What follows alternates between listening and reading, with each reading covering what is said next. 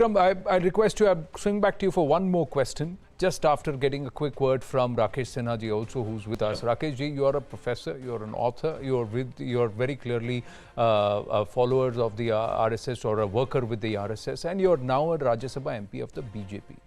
He is saying the robust version of Hindutva, Rakesh ji, that is being followed currently by the political entities is equal to political Islam. You know, background of an author is very important.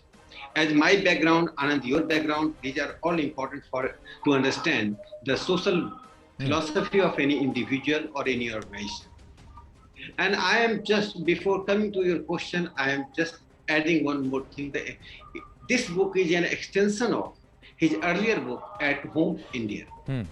In that book, Salman Khurshid, at one place, what does he write, is very significant for the viewers of News18 to understand what Salman Khurshid is.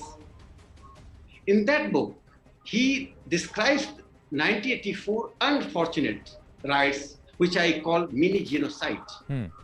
That the scuffle was in the aftermath of the assassination of Indira Gandhi, and a section of pro-Indira Gandhi elements, mostly Hindus, went behind the lives of Sikhs. First, Salman Khurshid writes, this was in the aftermath of the sins committed by Hindus and Sikhs alike in 1947. So Muslims had terrific satisfaction. Means Hindus and Muslims were responsible for the bloodbath in 1947, for the partition, for the replacements of the millions of the people, displacement of the people. So the Muslims had terrific satisfaction they were getting, because Hindus and Muslims were paying the sins they had committed in 1947. This is Salman Khurshid. So I think after knowing his social philosophy of the and his viewpoint on partition and the various religious communities in India, we can understand that his comparison with the ISIS or any radical Hindu organization, is it only mean that?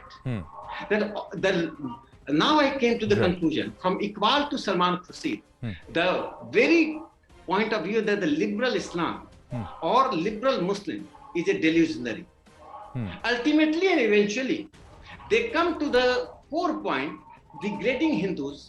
They want that Hindus should be, in the name of liberalism, in the name of constitutionalism, in the name of civilizational legacy, they should be so cowards. Their conversion or attack on Hindus should remain as it is a question of law and order. Hindus should not protect their diversity. What is Hindutva? Hindutva is an ideology, not a program, is an ideology, which is a transitional period that does the phases to protect, safeguard, and strengthen the very, very concept of civilizational concept of diversity. You know, Anand, I am in Bihar in Chhat Puja. There is somewhere Onam, somewhere Chhat, somewhere other Puja. In Hindus, 3,766 religious festivals are celebrated. 3,766. And in these many religious festivals are not included which belong to tribals or many marginal groups.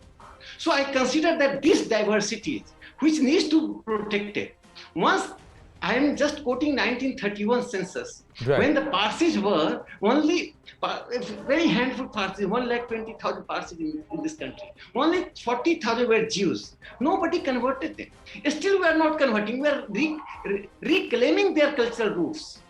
Therefore, I consider that when you are protecting madrasas, when you are protecting the institutions which believe in one way of life. So Vinoba Bhave always said that there is a clash between two kinds of ideology. In Hindi, he said, bhi or he. Main bhi, tum bhi, which we belong to. I am also, you are also. That is a coexistence. Other is the he. This is the only way to reach the God. Can Salman Khurshid said that? Not. There are various ways to reach the God. Correct. Buddhism is as good as Correct. Jainism. Rakesh, I'll come to the Jainism is political as good aspect. I'll come to the political aspect in just a bit, because what Salman Khurshid is trying to say is what the BJP and RSS is trying to practice today is a robust form of Hindutva which is devoid of actual what Hinduism or Hindutva means. But here are two aspects. Pathikrit Pine watching the broadcast, Vikram Sampath is with us. Jai Sai Deepak, namaste. Coming to you, sir, in just a bit. A quick question to Vikram Sampath and then coming across to you. You've talked about constitution, civilization and colonialism in your book. He's talked, Vikram Sampath has talked about Savarkar, but somewhere you've talked about the Hindu ethos and the Hinduness. That means the entire aspect of diversity and protecting that civilizationally. What Rakesh Sinha ji was talking about. So Pathikrit Pine says, from Boko Haram to ISIS, all have the most obnoxious perception of women. Whereas in Sanatan Dharma, women are worshipped as the ultimate source of strength, equal to Shakti. Right now, as I'm talking to you, as I was coming to you, Vikram, Vikramji, this is what Digvijay Singh has said. Hindutva has nothing to do with Hinduism. Savarkar wasn't religious. He said, why is cow considered mata and had no problem consuming beef? He brought Hindutva word to establish Hindu identity, which caused confusion in people. So once again, this is the political breaking down of Hindutva. Blame it on Savarkar, and from Savarkar downwards, and then Hindu Mahasabha and the RSS, Dr. Hedgewar, etc., to the current leadership. Yeah. I mean, what does one say about someone like Digvijay Singh Anand? He was infamous to also have blamed the RSS for the 26/11 attacks. So no one, I think, even his own party doesn't take him seriously. So I don't think we should amplify his views and give him the importance that he does not deserve.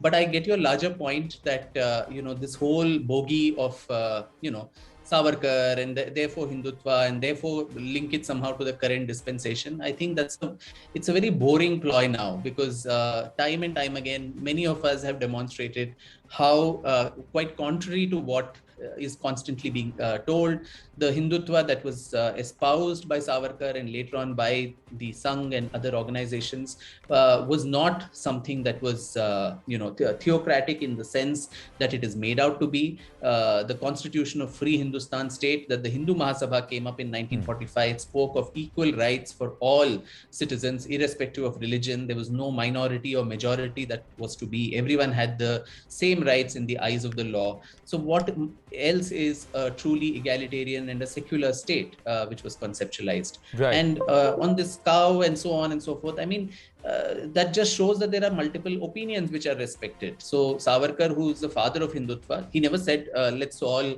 have beef or whatever. It's just that he said he did not consider the cow as being worthy of worship. And there was because we had 33 crore devis and devtas, and when it comes to humanity and an animal, humanity should take precedence. And even Krishna was worshipped as Gopala, someone who protected the cow, but not as someone who worshipped the cow. So, and he also stressed time and again that if the cow is being slaughtered only to slight the Hindus, as it is done several times, then one must pick up cudgels against that.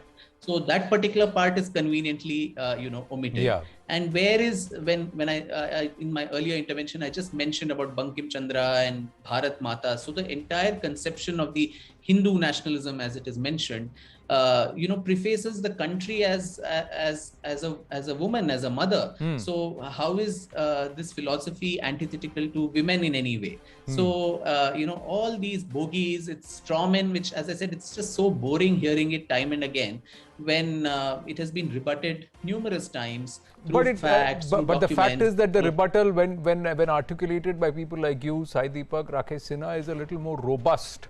And since what is robust is what is what is getting the attention, we need to make a robust rebuttal. That is one of the arguments that comes forth. But Dr. Vikram Sampath, thank you very, very much.